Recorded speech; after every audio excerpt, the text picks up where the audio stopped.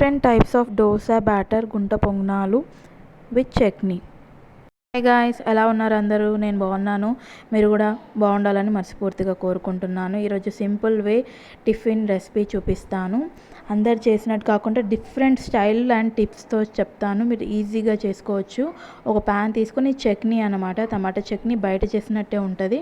ఒక ప్యాన్ తీసుకొని two table spoon of oil, జీలకర్ర వేసుకోవాలి. జీలకర్ర వేసుకున్న తర్వాత స్లైసెస్గా కోసుకున్న టమాటా వేసేసుకోవాలి. ఒక 3 టమాటాస్ వేసుకోవాలి.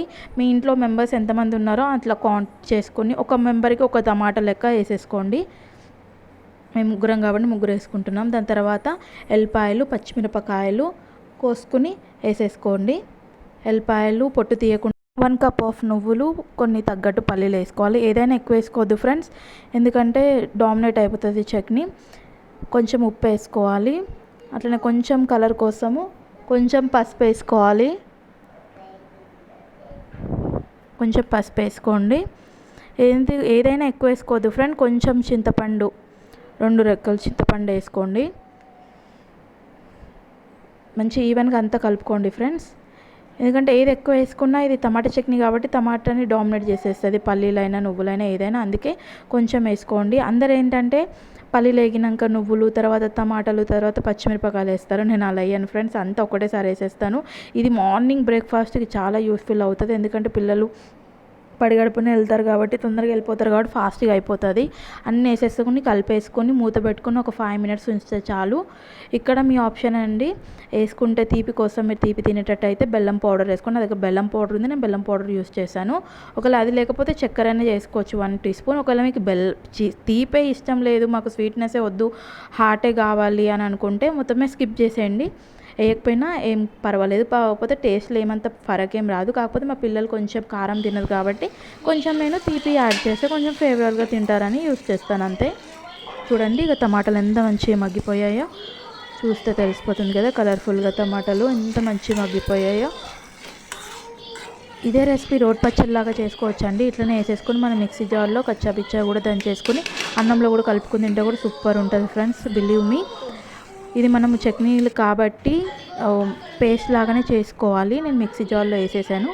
మిక్సీ జార్లో వేసేసి ఫస్ట్ నెంబర్లో కొంచెం మిక్స్ చేసేసి ఫస్ట్ మనం 3 పెట్టొద్దు ఫ్రెండ్స్, ఎందుకంటే 3 పెడితే అన్ని దొంగవు. అందుకే ఫస్ట్ పెట్టి అంతా మిక్స్ అయిన తర్వాత 3rd నెంబర్ పెడితే మొత్తం ఈవెన్గా అంతా బాగా ఏం లేకుండా మొత్తం మిక్స్ అయిపోతుంది. చూడండి, నేను ఇక్కడ పోపు పెట్టలేదు, మా పాప సతాయిస్తుందని చెప్పేసి ఇంకా పోపు పెట్టేసుకోండి మీరు, నేను పెట్టలేదు.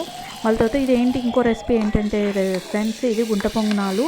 అందరు చేసే గుంట పొంగనాల్లా కాకుండా దోశ బ్యాటర్తో చాలామంది వేసుకుంటారు, బట్ నేను చూపించేది చాలా డిఫరెంట్ గుంట పొంగనాలు. ఇది ఏంటంటే గుంట పొంగనాలు రెసిపీ, టమాటా, ఉల్లిగడ్డ, కొంచెం జీలకర్ర, ఆవాలు, గుండుపప్పు, పెసరపప్పు వేసుకోవాలి ఫ్రెండ్స్. వేసుకున్న తర్వాత మంచిగా ఉప్పు వేసేసుకొని, కొంచెం పసుపు వేసుకొని, కారం వేసేసుకొని మంచిగా కలిపేసుకోవాలి. ఒక్క 5 మినిట్స్, ఎక్కువ మగ్గనివ్వద్దు, కచ్చా పచ్చనే ఉండాలి. మగ్గిన తర్వాత ఇది దోశ బ్యాటర్ ఫ్రెండ్స్, ఆ దోశ బ్యాటర్ వేసి ఈవెన్గా మొత్తం కలిపేసుకోవాలి. ఈవెన్గా మొత్తం మంచిగా కలిపేసుకోవాలి ఫ్రెండ్స్. కొంచెం కలర్ మారుతుంది, ఎల్లో కలర్ వస్తుంది ఫ్రెండ్స్. మంచిగా బ్యాటర్ మొత్తం కలిపేసుకోవాలి. మంచిగా చూడండి, కొంచెం పలుకులు నేను పప్పులు వేసాను కదా, శనగపప్పు, గుండుపప్పు వేసుకోవాలి, టేస్ట్ బాగా వస్తుంది. గుంట పొంగనాల పీట అందరికి తెలిసిందే. ఇది గుంట పొంగనాల పీట పెట్టేసుకొని అన్నిట్లో కొంచెం ఆయిల్ లేకపోయినా వస్తుంది, ఆయిల్ వేసినా వస్తుంది. బట్ ఫాస్ట్గా రావాలంటే కొంచెం ఆయిల్ ఉండి లేనట్టు వేసుకోవాలి ఫ్రెండ్స్. ఇట్లా వేసేసుకోవాలి అన్నిట్లోకి ఈవెన్గా. గుంట పొంగనాల పీటలో అన్నీ ఈవెన్గా వేసేసుకున్న తర్వాత కొంచెం ఆ బ్యాటర్ మనం తీసుకున్నాం కదా, కలిపి పెట్టుకున్న బ్యాటర్ ఉంది కదా, పోపు అదంతా వేసి పెట్టుకున్న బ్యాటర్ ఉంది కదా, కొంచెం కొత్తిమీర ఉంటే కొత్తిమీర వేసుకోండి ఫ్రెండ్స్. మా ఇంట్లో లేదని నేను వేయలేదు. కొంచెం అన్నిట్లో పోసేసుకోండి, ఇలా ఈవెన్గా అన్నిట్లో పోసేసుకోండి ఫ్రెండ్స్. స్ప్రెడ్ చేసేసుకోండి. అన్నీ నేను పోసేసిన తర్వాత ఒక 15 మినిట్స్ మీడియం ఫ్లేమ్లో పెట్టేసుకోండి. స్లిమ్లో కాకుండా మీడియంలో పెట్టేయండి. మీడియం పెట్టిన తర్వాత చూడండి ఫ్రెండ్స్, ఎంత కలర్ఫుల్గా ఎంత బాగా వచ్చాయో గుంట పొంగనాలు.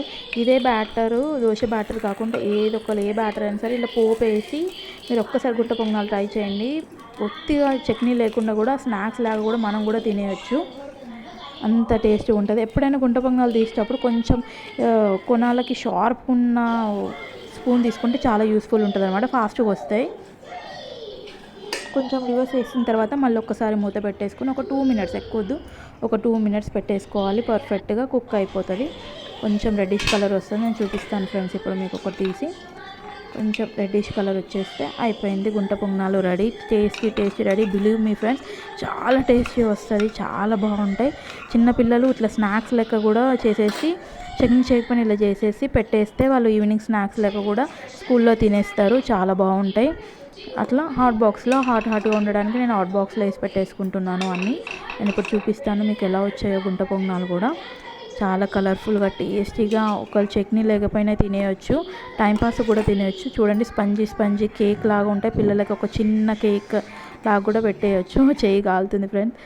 చిన్న కేక్ లాగా పెట్టేయచ్చు. చూడండి నేను ఇప్పుడు తిని చూపిస్తాను. స్పంజీగా ఉంటుంది, బాగా ఉబ్బుతాయి, మంచిగా అనిపిస్తాయి ఫ్రెండ్స్.